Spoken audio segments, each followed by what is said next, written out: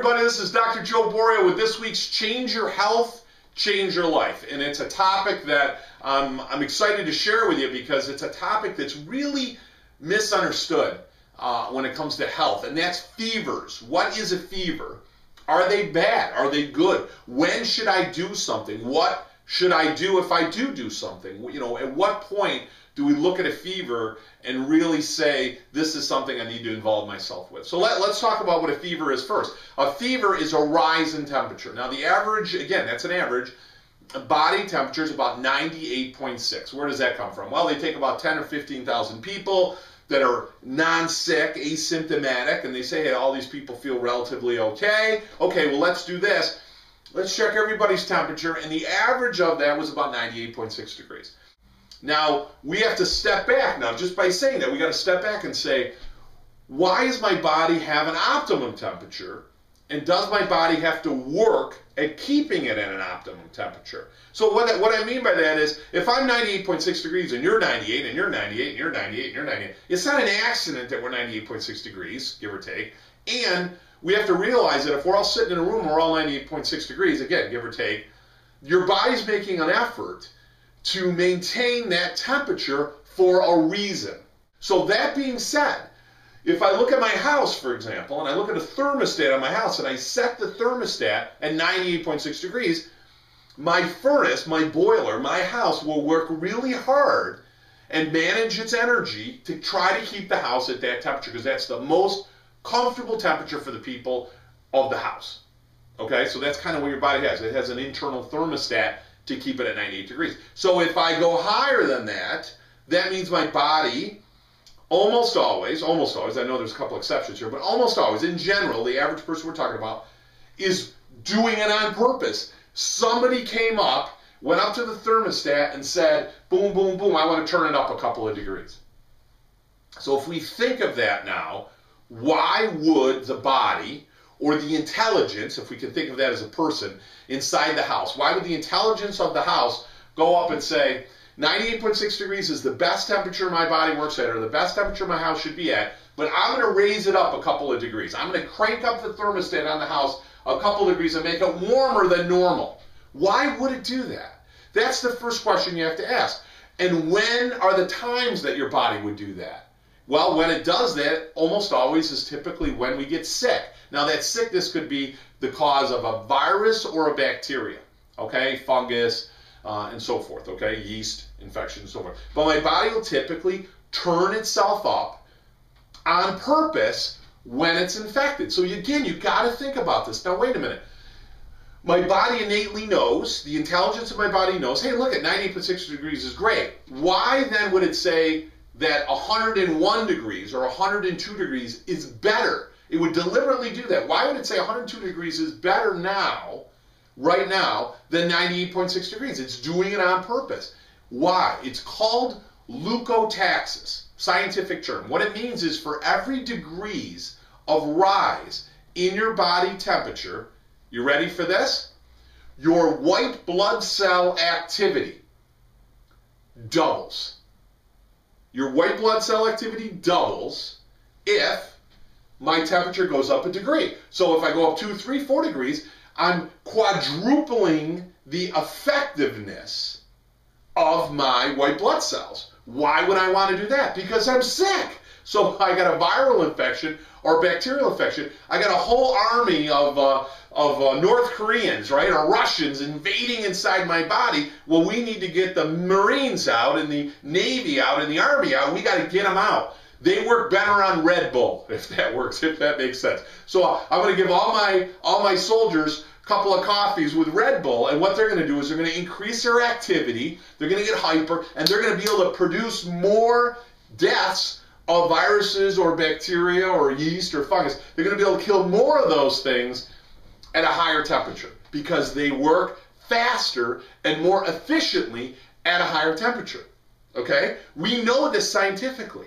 So step back for a minute and say, okay, my normal body temperature is 98.6.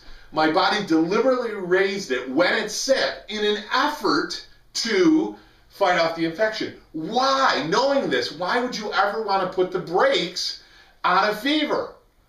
Why? Because subjectively, as a parent, I have 2 boys, it breaks your heart to see a child with a fever. They're lethargic, they hurt, many times they hallucinate to some degree, and it's just difficult, it's heartbreaking to look at your child and say, oh my God, he looks terrible, or she looks so ill, I just want to do anything. So then what we do is we give them pills. You know, you give them Advil, or you give them Tylenol or something else, some drug, some chemical, and you put it in their body to lower their temperature. And you know who you're making feel better? You, not the child.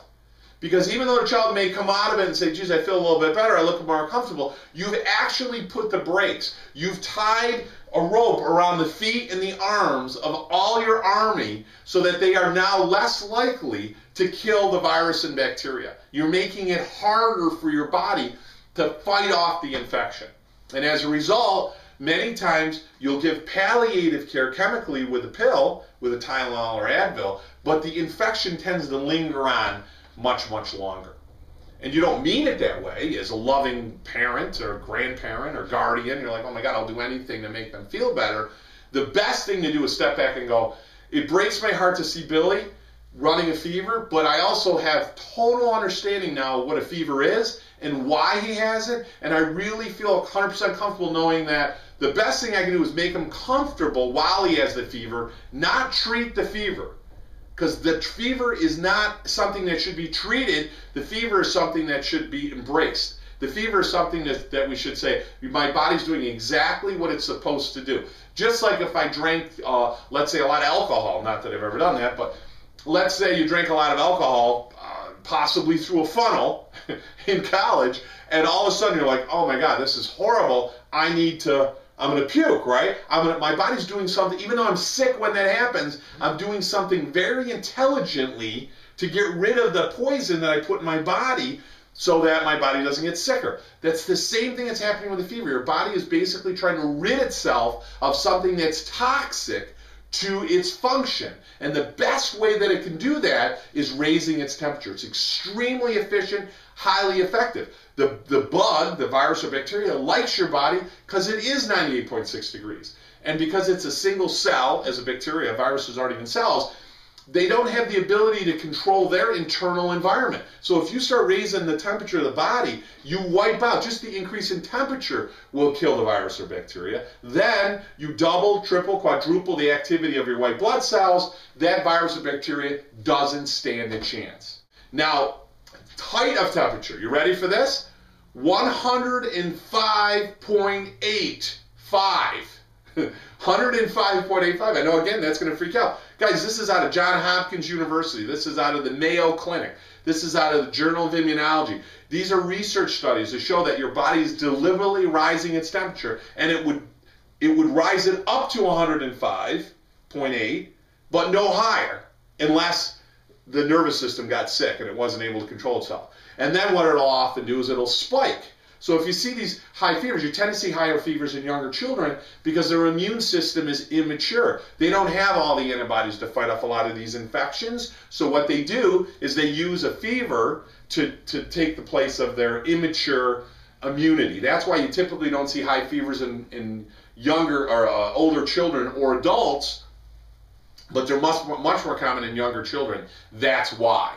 So if you see that high temperature in an infant, that's much more critical in that 3 to 6 month period, sometimes within the year, but thereafter you'll see 102, 103, 104, 105 degrees, very common, and it's actually a very good indication that the body's doing just what it's supposed to do. So what we do is we step back and we say, okay, what can I do not to treat the fever? What can I do to make the body work as efficiently as I can? Now, as a chiropractor, we understand better than anyone that the nervous system is critical in allowing the body to function better. So we recommend highly, and I recommend to all of you, that if your child has any type of illness, bring them in for additional checkups. So bring them into your chiropractor to check them again, even though I know they should be going, a couple times a month or once a month to be checked regularly for any type of nerve interference. In those cases, you may want to bring them in a little bit more frequently to eliminate any nerve interference to allow their body to function as well as it possibly can. We got to make sure the child's very well hydrated with electrolytes, so a Pedialyte or something of that nature is very important. You're going to expend a lot of energy, and you're also going to expend a lot of moisture in order for your body to regulate its temperature. You'll also see what they call spiking fevers. A lot of parents get confused with this. They see your child, they're running a fever, then they're not, then they are, and they think, well, I thought they were better, but today they have.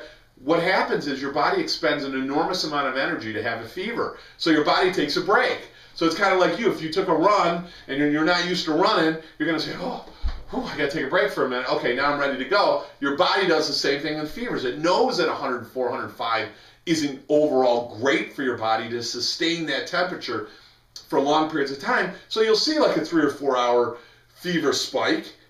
It'll increase, and then your body will almost drop down to a low-grade fever or normal temp, and then it'll spike again, and it does that again. Your body's so intelligent, it's doing it on a regular, periodic basis to get the army, okay guys, you ready? You took a break, you guys ready to go? Okay, let's go get them. And then it goes at it, it quadruples the activity of the white blood cells, it attacks the virus or bacteria, then 4 to 6 hours later it takes a break and it goes at it again. So make sure the child is adjusted, clear of any nerve interference, any subluxation. That's critical. Number 2, make sure they're well hydrated. Number 3, normal clothing. You don't want to overdress them because sometimes they'll get the chills, which is good because they're evaporating and your body's trying to regulate its own temperature, but you don't want to underdress them either. So almost normal dress, make them as comfortable as they possibly can. Ice chips, Pedialyte pops, something of that nature, really important. Make sure their nutrition is good. High sugary foods, even juices, even though the juice is good, and it has a lot of nutrition, it's also a lot of sugar for your body, and we know that sugar slows down the activity of the white blood cell. That's why diabetics and people that have glucose or sugar problems tend to have weaker immune systems. So we don't want to give them sodas, and I see a lot of people talk about ginger ales and Coca-Colas, and very bad, very high in corn syrup, very high in bad sugars. But again, giving them a piece of an orange to suck on as opposed to a juice, which is totally saturating your system with sugar, much better idea. So again, light on the nutrition. Chicken broth, scientifically shown to have different molecular compounds in there that help fight off viruses more so than bacteria. But again, locate what's happening, identify that the child is having that challenge, and support the fever. Better way to word it, support the fever. Don't try to enhance it, and don't try to treat it. Know that the body's doing something far more intelligent than an Advil or a Tylenol, which are toxic. I mean, understand, guys, they're not good to take for anybody, let alone when you're sick. So, understand that isn't the way to treat it. The best way to do is support the body in those situations. Say, look, it's doing something far more intelligently than I know, so I'm going to allow it to do what it needs to do. Other than that, guys, remember, to keep your body healthy, you have to have good thoughts. You got to drink a lot of water. You got to get a good night's sleep. You got to do a little bit of exercise. Make sure that you, your mother, your father, your uncle, your cousin have a very healthy nervous system, allowing those messages to flow. Get to your chiropractor at the very least once a month, if not more often, to make sure your nervous system's working just the way it's supposed to. This has been Dr. Joe Borio with Change Your Health, Change Your Life. Have a great week. I'll talk to you guys in a week or so.